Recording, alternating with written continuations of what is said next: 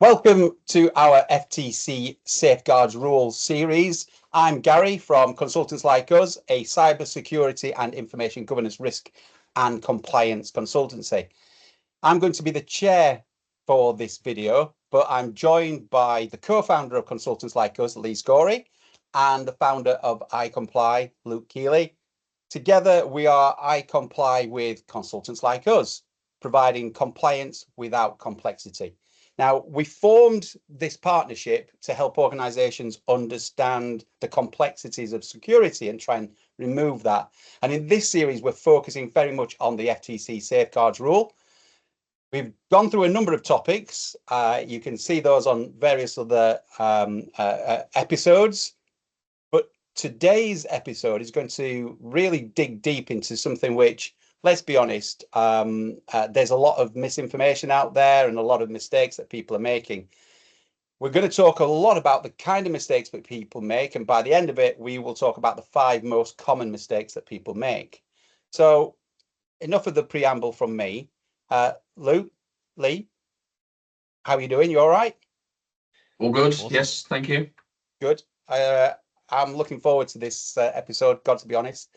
5 common mistakes that people make with information security. We'll try and keep it under 4 hours, right? Is that okay? And does it have to be just 5? No, we'll go through lots. We'll try and distill it down. We'll just talk about the common mistakes that people make first of all, and then we'll distill it down to what we think are the most common mistakes. But yeah, what's front and center of your mind? What do people do wrong? What are the things that, generally speaking, that people do wrong with information security when they're implementing it? Lee, come to you first. Okay, top of my head then, the first one I see is overcomplication. Far too complicated to maintain a secure information security management program, really. So that will apply to the FTC safeguard rule as well. If it's too complicated for your staff to understand, it's not going to get followed. Good point. Yeah, absolutely. I think we often find ourselves going into organizations who have overcomplicated it, and then they find themselves just being bogged down in bureaucracy and things that they can't manage. Absolutely. Luke, what's your thoughts? What do you see as being a common mistake? Whether it's actually a mistake or not, I don't really know, but I think a general understanding about what it is they actually need to protect. And I think the mistake really comes around is not knowing enough about your business. Now, that is a pretty bold statement, but you've got to look at it in what information security is designed to do. And it's designed, yes, to secure you, your customers, your suppliers, but it's also there to support your business. And I think one of the mistakes is not keeping pace with what certain legislation requirements are. Now, I'm going to pivot like normal. I'm going to move on a little bit of a tangent here. I think one of the biggest mistakes people make is not understanding the difference between what the IRS require you to do and not understanding what the FTC safeguards rule requires you to do. And there's a big overlap between the two, but there are some minor differences, and I think not understanding that is effectively the worst point you can possibly have, because until you get that right in your head, everything else is probably going to start to fail, like a domino effect from there on. I mean, there's a lot in there. I mean, I think we're up to. I am making notes, by the way. I'm furiously writing notes as you talk. But everything from overcomplicating through to not overcomplicating the process to not understanding the nuances, the differences between IRS and the FTC. I think we're up to about 5 or 6 just there. I think one of the, just picking out a couple of the points that you've just both made there, this overcomplicating things can come from a position of just trying to do everything. And as you said, Luke, not understanding your business, not understanding what it is that you're trying to protect or what you need to protect. The FTC safeguards rule very much focuses on customer information, doesn't it? It does.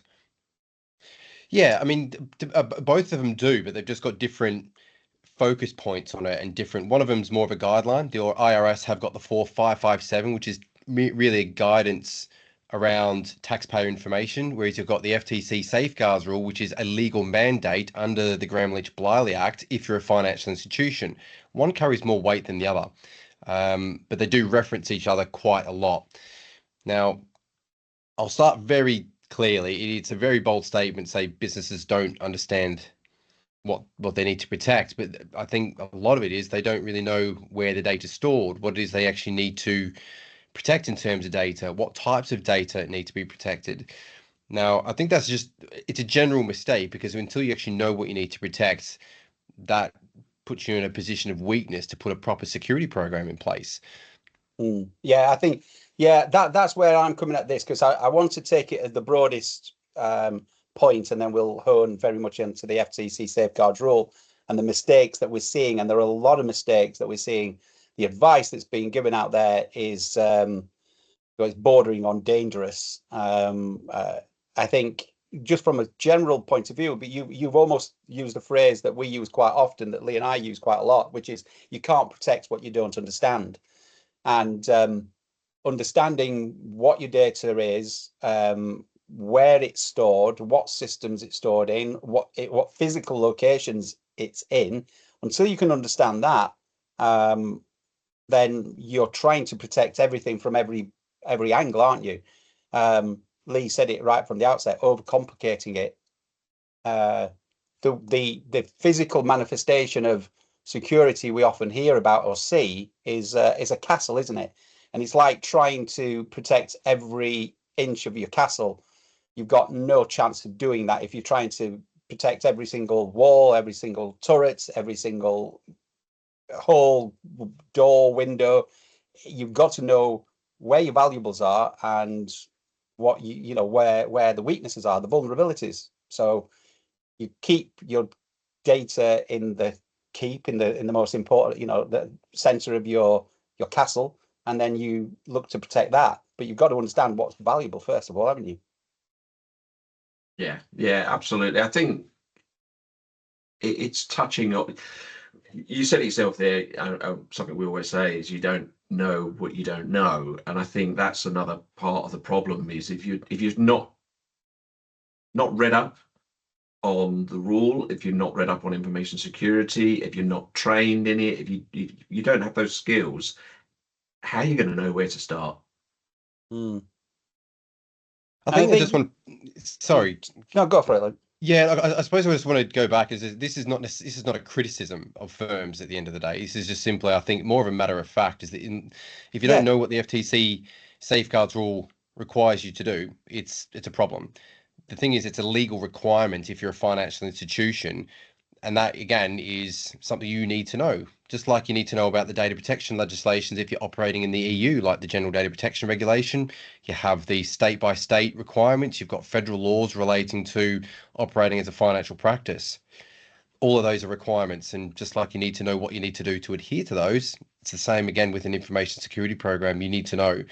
I think a lot of firm owners generally, if we're talking about small to medium-sized businesses, they do come from a position of weakness is probably a too strong a word, but they're wearing multiple hats, from having to run the firm plus to deliver the service. There's a chief security officer de facto position that they're running from, and I think that creates a lot of the challenges for them. So here's a question for you then, either of you. Where does the buck stop with this? If you get it wrong, where does the buck stop? Okay. Well, I'll take it from my understanding. Generally speaking, it goes right to the head of the organization. They're the ones who should be held accountable for information security. My fear is with the FTC safeguards rule that role has been given to someone else. But certainly, I think like anything in an organization, culturally speaking, security, your health and safety, the buck stops at the most senior person in the organization. That's accountable. Who's responsible? That's another question. And that's a very valid, that's the point I was actually waiting for to get in there. So yeah, there's a difference between a responsibility and accountability. It might very well depend on the size of the firm we're talking about. The FTC safeguards rule talks around the qualified individual having to report into a board. Now, if you're a single seat organization or a 5 seat or a 10 seat, you might not even have a board. So therefore you can eliminate that as even being a requirement. But invariably, it will probably be the firm owner who will probably be the qualified individual, and so they become both responsible and accountable at the same time. Yeah, it's interesting, isn't it? And again, I'm desperately trying not to do what we've done on previous episodes where we get caught up on one word and we discuss it for half an hour, because but there is power in words, right? And it's important. There is a distinction between accountability and responsibility, but we can deal with that another time. So I do want to I'm going to throw my views around on this as well. Just generally speaking, go on. I'm going to whack another problem in. Okay, one of the 5 things that go wrong is that understanding roles and responsibilities within an information security program. Who is supposed to do what inside an organization? I think that arguably, again, FTC safeguards rule, qualified individual, one of the first things you see at the top of it. Do they define what is actually their responsibility? And then they also set out who's accountable for that thing. So one of I think the things very early on is, until you know what you're supposed to do, what your roles and responsibilities are, that accountability factor becomes a thing. I'm just going to put that out there and then I'll stop. Listen, you've almost taken the words out of my mouth, in as much as the wider, even just in the wider aspects, not just the FTC safeguards rule, but even on the wider point, it's that defining roles and responsibilities. It's who's going to be involved in your program, and who's going to be writing the policies, who's going to be enforcing them, who's signing them off, having a team of people, because it shouldn't really just be the responsibility of one person. I mean, we see this conversation quite regularly online around cybersecurity and information security, where people say, who's responsible for information security? And the standard response is everyone goes, everybody's responsible for it. And it's like, are they responsible for it? Yes, they're I think, funnily enough, I think they're accountable for their actions. Are they responsible? Well, they're responsible adults, but I'm responsible for not spending all the money in the company's purse, but am I responsible for looking after finance? No, that's finance's job. That's somebody else's job. So understanding roles and responsibilities, I think, is one of those areas, broadly speaking, that I think is one of the mistakes that people make when implementing security. And then the other is going back to Lee's point, overcomplicated policies, procedures, documentation. Sometimes the documentation looks like it's been written by some lawyer sat in a room somewhere who's never met another human. So I think the making sure that you've got policies and procedures that are understood by your business, I think, is really important. Which brings me on to, and neatly into, the WISP. We hear about this WISP. So what is a WISP, and what are people doing wrong? Again, we're talking about the common mistakes that people are making. So, Luke, in your experience, Lee, I'd be interested from your point of view, obviously. But we'll come to you first, Luke. What are you seeing wrong with WISPs, particularly thinking about the FTC safeguards rule? So I'm going to have to tackle this on a number of different levels. Okay. We need to first of all call out what a WISP is, which is a written information security program. If you're talking about the FTC safeguards rule, they're talking about the word program, which is, we're talking about things like a policy structure, like roles and responsibilities. We're having understanding what your compliance requirements are, having change management, incident management, continuous improvement, and so on. Talking about information security program. The IRS, on the other hand, talk about a WISP being a written information security plan. We've talked about this before, is effectively a document saying what you do. The program is Sorry, plan is how you do it. The program is what you're doing to actually satisfy the protection of customer information. One of the biggest issues with the WISP, and I don't say it's an accountant's fault or anybody who's following the guidance, but when you talk about the word policy, I've seen so much requirement to put detailed information security policies into your WISP. Now, all of us have written policies. We've written plenty of them. If you could do it in a page, fantastic. 2 pages, great. 3, 4, 5, you can see some policies get very, very detailed. Now, if you think about every single policy you should be expected to put into your WISP, which would be including access control, password, backup. I'm not going to talk about incident response as a policy, but as a plan is also including that. That document's going to be hundreds, if not thousands of pages long.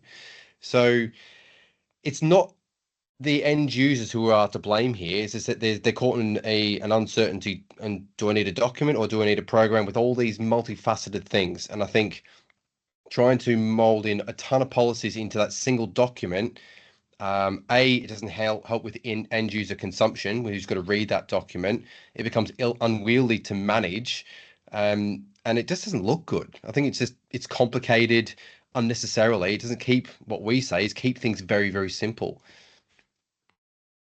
I think this is it, though.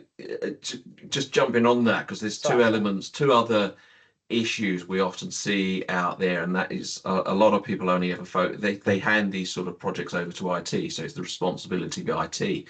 Then it becomes IT's responsibility to write the policies and the processes and everything else that goes with it. And I'm going to apologize to every single IT professional out there, but this is true. You cannot write these kinds of documents for the end user. You speak in a different language. You have the technical language that you are used to, that is easy for you to follow, is just foreign to everyone else, and therefore it has to be written by part of the business. So, a team within the business. You may even have a comms team in there. Let the comms team write these sort of things, but use the appropriate language for your organization. No, it's a good point, and I was just going to jump in there with what on the back of what Luke said, and it reinforces what you said there, Lee, as well. To be fair, but it's who's ever going to read a document that's hundreds of pages long, especially if it's been written by someone who has a very technical knowledge and understanding, but a very little understanding of the way that the business speaks. So you've got, and again, we're going back to what we've done always, which we're pulling apart language and such. You've got a WISP is a program. It's a written information security program, and then you've got IRS talking about it being a plan. 2 different words. Some people using the term interchangeably, but they're not the same thing, as we've said. So I'm going to ask a real fundamental question here. Who is the WISP for?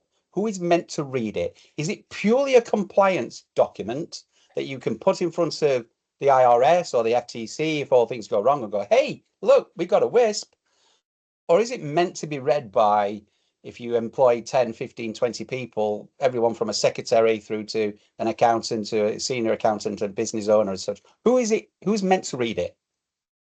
I don't think it's defined anywhere. I don't think that's made abundantly clear. And again, one of the challenges here, if you're writing a document, who's the audience? I would argue it should be available in some way, shape, or form for all of your stakeholders in some ways. Now, if you're looking at your customers, you might want to very much have a version available for them that is shareable, so you're not disclosing sensitive information. But you also might want a full fat version, warts and all, very detailed, for the IRS or the FTC or any other auditor that can actually see what is it you're doing around protection customer data. That's not made clear. And it's a very good point. What I have seen, though, in some WISPs is they make a requirement for employees to sign that they've read that document, including all the policies in terms of, the very detailed policies that are in there. They're not detailed at all. They're like a paragraph. Now, if you can get a decent policy in talking about what your password approach is in a paragraph, please tell me, how do you do that where it's comprehensive? I'd love to know. But again, there's so many competing ideas around what a WISP should look like. But it's a really good question, though. But I think that is you said it yourself. It's who you've got to know your audience. Who is this? Who's going to read this? And who needs to be able to have line of sight of it? And I think that is, again, dare I say it, one of the common mistakes that people forget is who's the intended audience. And I think the best WISPs I've seen are obviously your good self, I comply, consultants like us, where you have that overarching document, which then reaches out to and references these other policies and methodologies and procedures and such, so that you can, as you said, you can share parts of the program without compromising your security, or indeed making it irrelevant to the audience. What if you've got a receptionist, does she really need to know your system developers procedures around segregation of duty, around keeping code in one place and test environments in another? Do they really need to see that? Probably not, but they do need to see maybe the access control or the acceptable use of the internet or email, so they need to see that policy. So it's I think that is the crux of it, is that the WISP, the problem I see is that overcomplication, right back to what we said at the very beginning, what Lee said, and not knowing your audience. So Sorry, go on, Lee. no, go on. It's all right. I think the part of some of this problem's compounded by, and look, I'm not going to call out names, but there are certainly some major players within the accounting sector servicing the accountants who have even got it wrong themselves. Now, I could list off probably about 10 statements I heard very recently, which make it very difficult for accountants to understand what they need to do to implement an information security program successfully. One of them I'm going to call out. Now, you can look at it from a different lens, but if I were to say your WISP is about protecting customer data, is that right or is it wrong? You can look at it from different ways, but I think we're looking at it from an angle saying, well, I know what my view is. I'll ask you guys in terms of, do you think a WISP is designed to protect customer data? I mean, it depends in the context that you say that statement. Yes. I think that's the important thing to say on this before I answer it. So I'm being a bit of a politician here, my response. So yes, WISP, any security program, if you have the scope set correctly, the intention is that it is going to protect customer information. But there is no such thing as 100% secure, as we know. So I'll get off the fence and say, yes, a WISP is there to help protect customer information. Lee, what's your thoughts?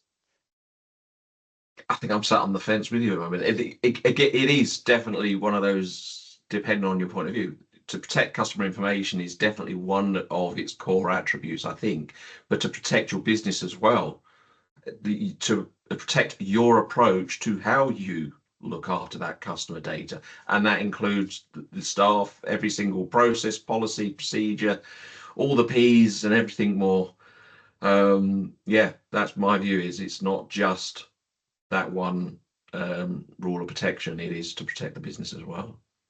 So what if I ask the question then, a written information security plan is designed to protect customer data? The plan. The plan? No, No. The plan is the process that you are ultimately going to pull together. That's, utilizing the resources around you, around your business, in order to come up with the practice of how you protect the customer data. That's that's the point I'm getting at here. Like I say, I've gone eco-friendly and I've got I'm a remarkable bore. But when you talk about an information security plan, how can a document protect customer data? How can it? So when you've got providers out there saying, get this document right, it's the thing that's going to save you. How can a piece of paper virtual, physical, doesn't really matter. How can that be the thing that protects customer data? 100%. Yeah, completely agree with that. I mean, but this is it, isn't it? And again, we're talking about the nuances of language, but you're absolutely right. I think, funnily enough, you did tell us about some of these things that you're hearing and seeing, and I am going to call out some of them because I want to actually draw them out and for us to discuss them, because it's the nuance of the language, I think, that is important, and we discuss these things. But you're right, a plan can't. A plan is just a plan. It's just the analogy again that I like to use is that, I've got loads of Gordon Ramsay's cookbooks on my shelf. I can't cook to save my life, but I've got lots of his books. I've got lots of his plans on how to bake the perfect souffle. Do you bake a souffle? Cook a souffle? Whatever it is you do with a souffle, You hate I it. do it. Yeah, there you go. Proof is in the pudding, as they say. But it's a document. It's a plan. It's a plan. You follow the plan, and you will make the perfect souffle. Follow the plan, and you'll have a perfect security program. But if it sits on your shelf and you don't tell anyone about it, if you don't train people on it, it's worthless. It's not going to make you a chef. It's not going to make you any more secure. Yeah, a plan is just a document. It's yeah. And actually, I'm just going to quote Winston Churchill here, because when you were just talking about earlier about the documents that these plans, these WISPs, can sometimes go into the hundreds of thousands of pages. Winston Churchill said, this document by its sheer length protects itself from ever being read. And I think that's the problem. You get a document, but it looks really good, doesn't it? Oh, look at our, and you get these people come out and say, look at our policy pack, and it's like 500 pages long, and you go, oh, that's amazing. Yeah, but no one's ever going to read it, but it looks really impressive. That's So, half the battle, isn't it? what, getting people to read it? No, Yeah. making it look good. Nice cover page. Yeah, nice cover page. But oh, don't, honestly, the amount of times incident response plans that make me laugh. They start off with a fantastic cover page, and then they have a contents page, then they have a scope document, then they have last time this document was serviced, the last time this was audited, the last time it was tested. I'm on to page 15. The house is burnt to the ground before I can actually find out where it says, please get out of the house. It's like, what kind of incident response plan is that? You want something that on the front page that says, do this. Bad thing has happened, do this. That's what your incident response plan should be. It should be short, sharp, to the point. Yeah. Anyway, I'll put that soapbox away, move that away. Sorry. But it's a good point. I mean, just on this point about documents and people reading them. So how important is it that we engage employees in the process of building your WISP? And we're going to say the program here rather than the plan, the document, the actual program. How important is it to engage your employees, both in the actual process, but also in the overall strategy of your security program? I think it's vital to include them as much as possible, so that, coming back to my point earlier, you get the language right, you understand the sort of their approaches to understanding documents within the business. I mean, don't get me wrong, you're not going to please everyone. You're definitely going to upset a few people if your business is large enough. But ultimately, if you can get a team of employees engaged in that program to help write and deliver everything, then you'll have a much greater success of it being followed once it's rolled out. What's your thoughts, Luke? What's the common mistakes do you think? I mean, and this is just, again, it is generally talking about info security, but this is the problems that we're starting to see creep into those organizations implementing the FTC safeguards rule as well. So what are the common mistakes we're seeing when about training? I'll just go back to the first point around the WISP. I think when you're actually creating it, I think you obviously need to have some level of engagement with senior management. You might very well have an HR team, might even have a finance team within your firm, legal, whatever. I think those kind of senior leadership, those kind of departments need to be engaged in terms of the development of the WISP, in terms of what it should look like for the department, for their respective areas. When you're looking at how else you engage with the rest of the business, you want to put it downstream a little bit where people are the consumers of that WISP. Is it what is it they actually need to do? What is it they need to know? Where you actually operationalize the information security program. One of the things I find interesting, and I don't really want to go near the term develop a cybersecurity culture for starters, or you might want to go there. We'll see how we go. I disagree with that whole term to begin with. I think there's too much emphasis on getting hung up on ransomware and malware and phishing and denial of service. All these are wonderful attacks. Yes, they're very dangerous. How much of that is actually relevant for most employees?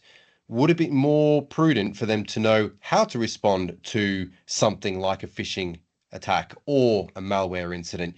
Yes, you want to know in broad strokes, but constantly bashing them every single year, every single half year, whatever your training program looks like, on the nuances of malware, I would argue that it's probably equally, if not more important, for them to know how to respond to such events rather than the myriad of guises and what cyber threat actors from certain nation states are doing right now.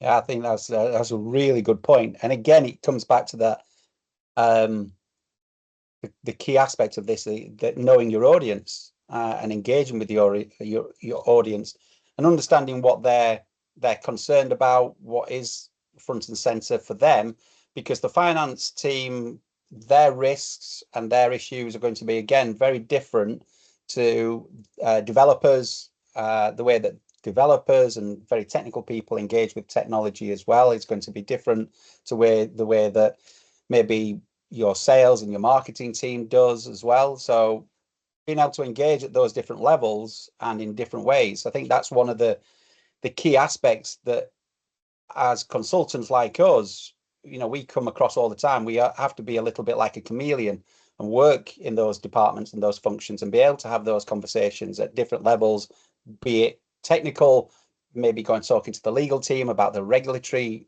imperatives, speaking to finance about finance fraud, invoice fraud, man in the middle attacks, supplier invoice frauds, those sorts of things.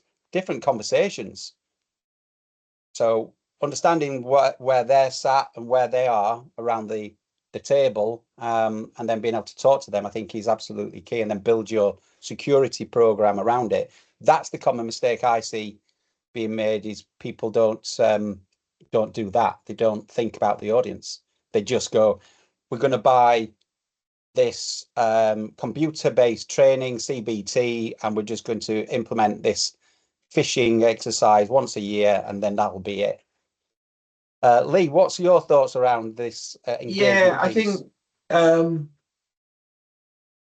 there's definitely a lot of errors in what you just said there, where we see in terms of data breaches, in terms of incident management. And I know you and I, Gary, have been through this with a number of auditors over the years, where the auditor has pulled us up and said, you haven't thought about scenario A or scenario B in your incident program. It's like, well, no, we haven't. We've written a program that adapts to any type of situation.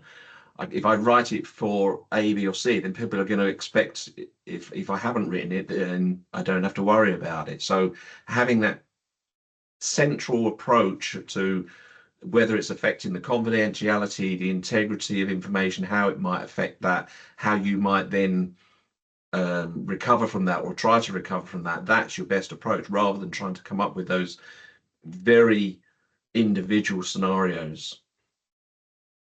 Yeah, I completely agree. And I think this is where policies, the writing of policies and procedures and incident response plans, there's an art to it. There genuinely is. There's a skill to writing those documents that people will want to read. I mean, I know this sounds unbelievable, but we've had people say to us, I enjoyed reading your policies. I mean, it's almost unheard of, right? But people have said, I enjoyed reading them because they made sense. We've taken a 30-page privacy notice on someone's websites and turned it into a 2-page document that actually injected humor. Who would have thought we could have made things fun? I know. Yeah, who would have thought it? But listen, I am going to move us on because, in summary, I'm going to summarize what I've caught through this conversation. But before I do that, Luke, you did share with us some gems earlier. You did share with us some things that you're hearing out there, and I want to just pick apart a couple. And if we go too deep, then we'll pull back and we'll talk about it on another thing. But you've just mentioned it there. Everyone's favorite, everyone's little pot of gold at the end of the rainbow, the cybersecurity culture. Business need to build a cybersecurity culture, or a culture of cybersecurity. What the hell is that? I mean, sorry, what is that? What is there such a thing as a culture of security? And how long do we think we can do it? Have we got time to dispel this one, discuss this one?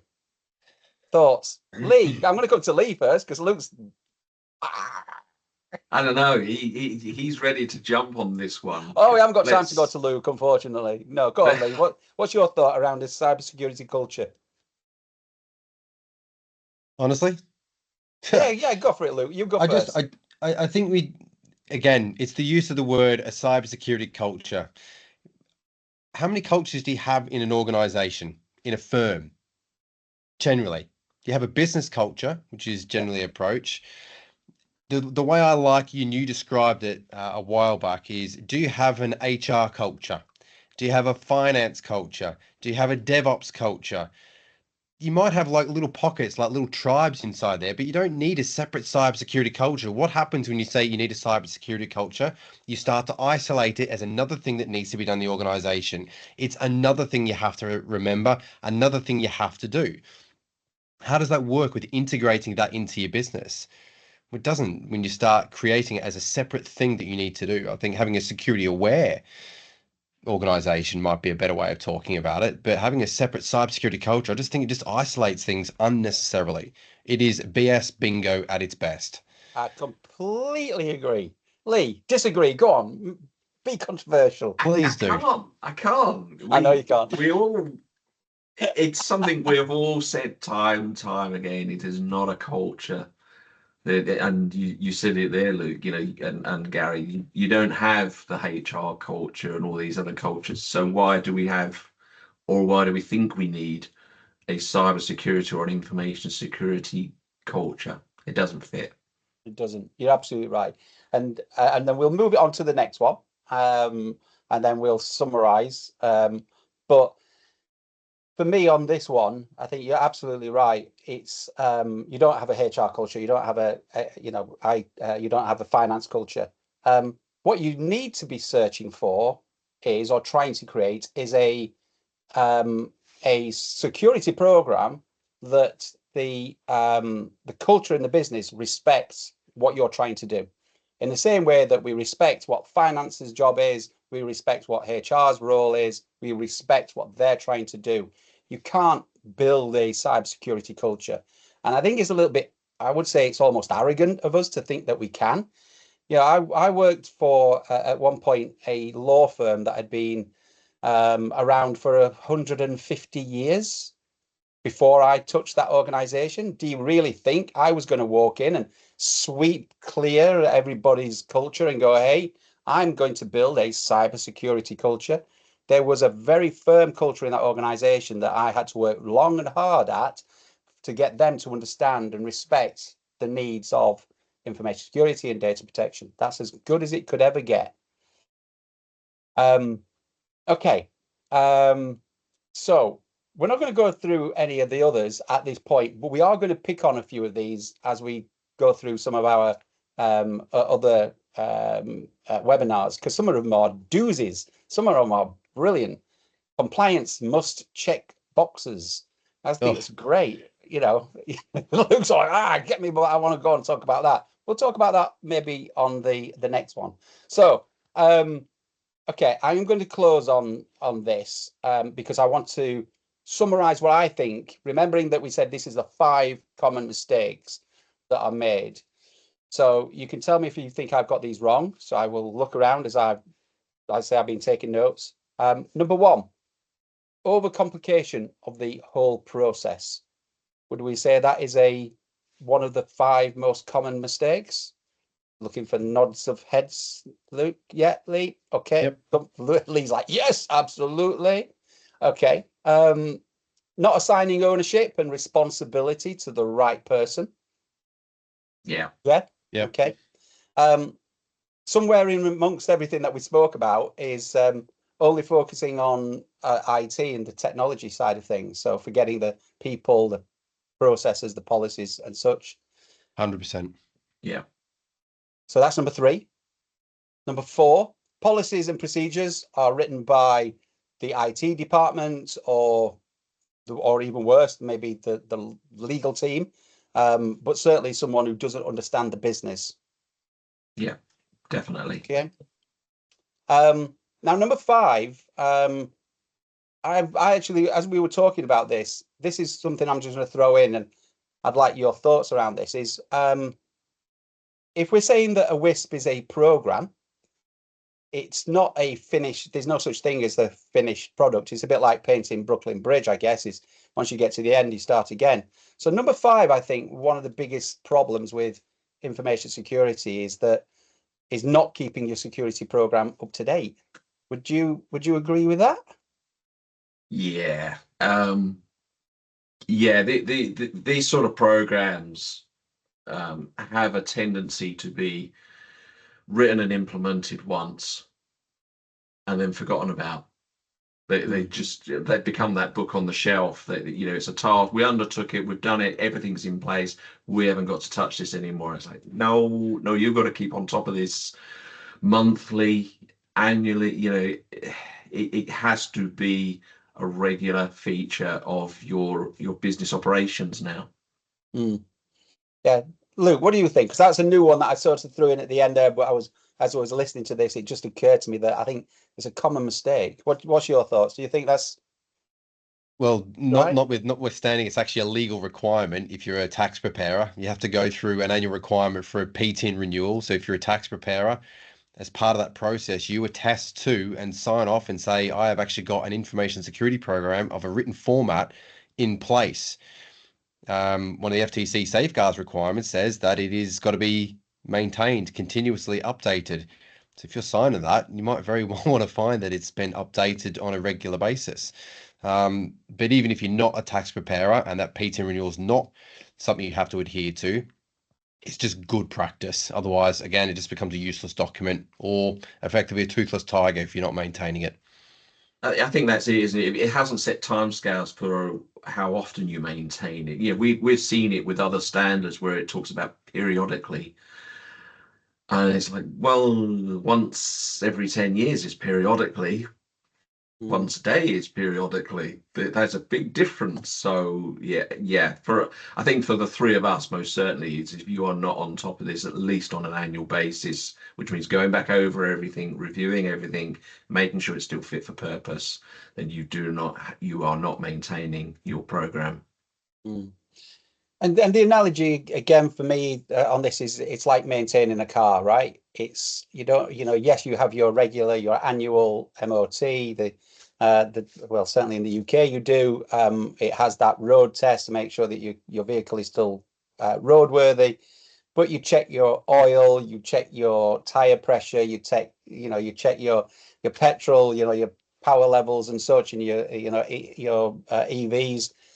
It's about maintaining your vehicle on an ongoing basis, and there's different checks and balances that you have to perform on an ongoing basis. Otherwise, guess what? The wheels are going to fall off and you're going to have an accident, and that's what will happen with your security program. So I think we've over delivered on the 5 mistakes. I think it's fair to say. I think we've given a lot of value in there. People might have to watch this 2 or 3 times to pick out some additional mistakes that maybe they've seen, they've spotted, they've heard about. And as Luke said several times, this isn't to decry anyone who's trying their best here. We've been doing this a very long time, and if people want to know more about how they can have a WISP that actually has substance and has been built really well, then they should reach out to iComply and consultants like us. Compliance without complexity, that's what we're all about. So if you need help around that, then that's what we're here for. So, unless there's anything else, There's I think we loads. need, yeah, There's for tonight, for today, we're going to move on, and we'll close it off. But because in our next discussion, I am going to go back to some of these other things that you highlighted before, Luke, which I think are just brilliant and things that we need to talk about. So about having incident response plans that must be available for your staff and should be available to your staff during an incident. What's the point of the policy? During a bad event. But we'll discuss that later at another point. So, but in our next discussion, I do want to dig deeper into the FTC safeguards rule and start to talk about some very specific aspects. In particular, been mentioned several times. It's been mentioned several times today about the roles and responsibilities, who's responsible, and we talked about the qualified individual. So next time we'll talk about the qualified individual, who they are, what they need to know, what should they know, what do they look like, because that person is designated to implement and supervise your security program and report it to the board. So it's a very important role. But thank you, first of all, to Lee, Luke, for joining me, and for you for watching. But until next time, don't forget to like, comment, and share, because you never know who might need to see this. But until next time, stay well, stay safe, and stay protected. Thank you very much. See you later. Bye. Take care. Bye.